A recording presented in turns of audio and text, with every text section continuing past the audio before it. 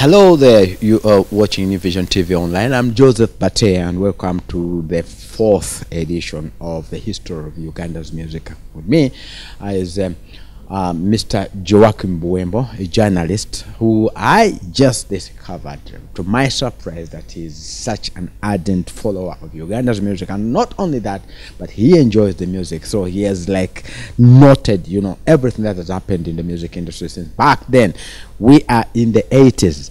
The 80s, talk to any other Ugandan who's grown a little bit grown up, they will tell you those were bad days, those were the bad times.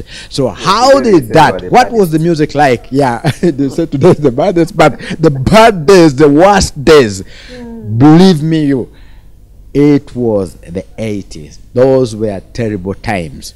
And Mr. Joachim Buembo, tell me about the 80s and the music that, you know, dominated, and why the 80s basically. As you said, the 80s were the baddest. How bad? Well, first of all, you couldn't be in Kampala after 5. Okay. 6 was the latest. There was an undeclared curfew on everybody. And so by 6, it was only the army on the street or anywhere in Kampala. And the streets were deserted. But life has to go on. And you see, even in history, some of the music is a product of turbulent times. Yeah. Turbulent eras. Slavery, I think, produced quite a bit of jazz in America. You have even storming of the Bastille. Music. Well, I'm told some people think music will also define a certain era of Ugandan politics. Okay. After 20. But because you couldn't be out at that time, and yet in this country, you can't separate politics from music. There is an island of peace, except until 2017. Entebbe is a peninsula, which is always well guarded. Because when you pass Kitubulu, you would be in another country, because that's the residence of the president, the most guarded citizen. So in Entebbe, you could enjoy life and sing, play, dance until morning. So why was that so? Because Entebbe was like the peninsula. Only that road, the thin road. Enters into the peninsula. Then you're in another country.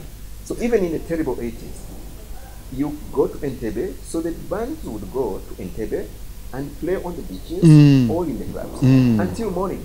While the rest of the country, or Kampala, people have entered like chicken, and locked up after 6. And then of course you can't come back to Kampala at midnight or something. So that's why you had a chikesa. You go to Entebbe and dance until morning. And then there were just 2 bands, 2 or 3. Then you had the Afrigo band. And the Ebonies. The Ebonies. Erwamala and the Mascos. Another little island was Makerere University campus. Hey. So you could, many of the Ebonies shows, you were either going to Entebbe or at Makerere University. Okay, and why Makerere University? For some reason, it was nobody wants to touch the students. Yeah. Okay. You remember also Makerere was the microcosm of the country. If you looked at the percentages of the population, or whether the regions and so on, it would reflect the whole of Uganda. Okay. But Makerere, you could, much as the government was, those were terrible days. You could march and demonstrate within the campus and sing all the anti-Obote songs in the campus at night. And well, you could force the consequences later, but you wouldn't find the army coming to stop you. Okay. So but then you couldn't have everybody going to play in Entebbe or in Makerere.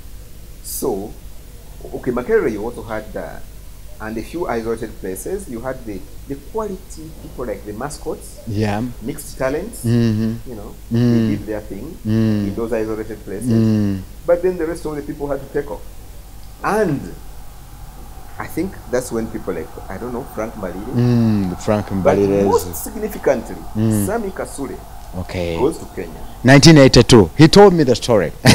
He told me a story. I think Sammy One day, one day Kasule goes to Bulange I think he was arrested at Bulange, but I think Bulange, you know, was like the army headquarters. It was called Republic House. Republic House. So he was arrested there, taken to Old Kampala police station. The next thing was he took off and went to Kenya as a refugee. And then what happened? What happened? Kasule lands in Nairobi, and a place, by then Nairobi was, you know, it is also grown, but the carnival was a bit out of town.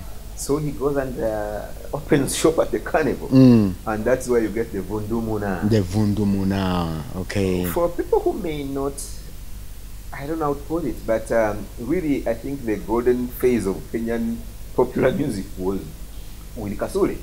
Okay. Shauri yako, kipenzi, ndoto. Yeah. Even a Chitobero. Yeah, Mama Fumbi Chitobero. Yeah, that was like Kasule in Nairobi. Yeah, proceeded from there, went to Sweden and Phil Rutaya.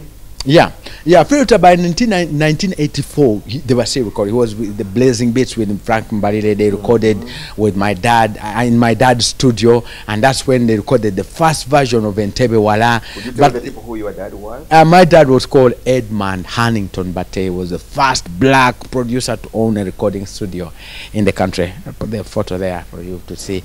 But he was a great man, and he did record so many. He was like patron of Cream's band, recorded Gawaragana Mukola, recorded Sebaduka, recorded Edwamara, the first Kadongo Kamu song, recorded so many artists. Yeah, so that's how big he was. But we were talking about the turbulent 80s, the music. We see the music, and then we end up exporting our best. Which is good that they also did well out there. Maybe if they had remained behind, they would have been killed or something. But my question before we go forward is, did we lose something in as far as direction was concerned? Because we are looking at these artists, this best talent, they are running out of the country. Frank Mbalile takes off, Filutaya takes off, and Kasule takes off. So somehow, like, do we lose direction? Do you think they affected us? Well, just like everything else, look at any other sector in the country, it suffered. So, but the good thing with music is that when these people, when they went out, they didn't die. They took the advantage of the whatever facilities are available abroad, and they did a better job. Okay. And eventually they lived until the changes of '86, and some came back and some remained, but they are free to come in. So they exported a bit of Ugandan music. They also picked a lot there, and then came back. Yeah. So it was good. I mean, it was good in a way for them, and were out there. Yeah, he came back, set up Sabrina's pub, put up the first karaoke, and Juliana Kanyomozi, Irene Namoviru were born at Sabrina's pub. Precisely. That is courtesy of the exodus. Exodus of the 80s. So in a way, we benefited. Yeah. So tell me about the 90s and up to today. We want to wrap this up. Oh, well, as you said, I think that kind of Ugandan music ends in the 90s. According to your observation, yeah. Yes. How does it end? It matured. Because again, the Congolese they come back with the sukus, and everybody's dancing sukus. And then the economy and the politics, you had the launching of the FM radio stations. And I think this did a big job in 1994 in promoting Ugandan music. And you had, I don't know what happened, Kakokolo, then Dungeon Studios, and then, quite a number of things. Yeah, that was, but then we started drifting. We did not really say now we have the audience, through the radios have given us the audience, and later on, of course, the internet. But we didn't continue with the Ugandan music. I think we went global. Okay. And now we have different music. The music you hear Ugafro, you hear rap, I don't know, dance hall, R&B, and so we get wired to the global village. We get ideas from the global, from wherever, from America in milliseconds. We're watching videos for free. We're getting music for free. The music, meanwhile, the music distributors are like getting out of the business, but everybody is becoming a musician. Tell me about the state of Uganda's music today. Well, you see, the music is for the people, is played for the people. I may not like it so much anymore, But since the youth are the majority, they like it, so someone is producing for them their music. The quality may have suffered, but the good thing is that you also have some young people who are doing a perfect job, and as perfect a job as possible. Take the example of Swans. Yes, Swans Avenue, Swans Avenue, yes. One of the many. Today they are digital. They enable you to also to bring out the talented people. Yeah. Because even today, we are digital, but we also have very talented people. Who is this? The guitarist? Yeah, the young man. Ouma. Oh, yeah, Michael Ouma. Yeah, Michael Ouma. You can get to have his stuff mixed with with the other talented people like Irene Intale. Yeah. So you have outfits like Swans who are doing a very good job for today's audience. But I think that's the end of Ugandan music. It's gone global, and then I think when it has died for a good reason to satisfy the modern market, but it has also, when it died for a good reason, but then people have tried to bury it. The people who use auto-tune, I mean, you don't have to know to have talent. You don't have to prepare. And I think the final nail in Ugandan music was driven in by someone called Bad Black when she also declared that becoming musician. And, Bad Black becoming music. Like talking about you don't feel like talking about Ugandan music when Bad Black comes on the scene and says, "I'm also a musician." Now that is what digital technology can do. Today, anybody can sing, anybody can produce, anybody can do. That's what it is that anybody out of nowhere comes on the scene and has a song on the scene and even a video, because that's how cheap it has become. Now, basically,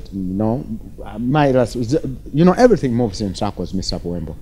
Do you see a point in life, a point one day we go back in time, we go back to the circle where we started from? Do you envision that one day we'll have some talented musicians or bands will come back, and do you think? Yes, I think when the economy improves and the middle class grows, then quality music will come back. Thank you very much, Mr. Puembo. You couldn't have put it any better than that. Thank you very much for coming, and thank you very much. Sharing for your experience. To remember where we have come from. It's exciting. We're going to play you a couple of songs, and for your enjoyment. But not Bad Blacks. Not Bad Blacks. Not Bad Blacks music, but yes, it's been me, Joseph Bate, with Mr. Joachim Puembo, very, very good journalist. Let's meet again next time. I'm signing out saying bye-bye. God bless you.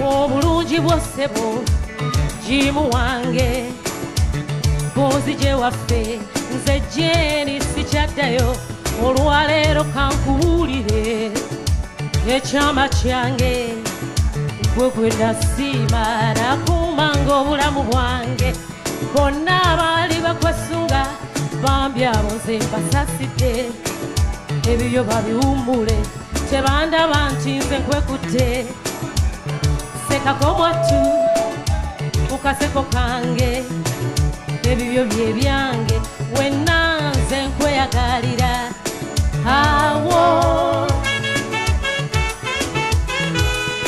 Checho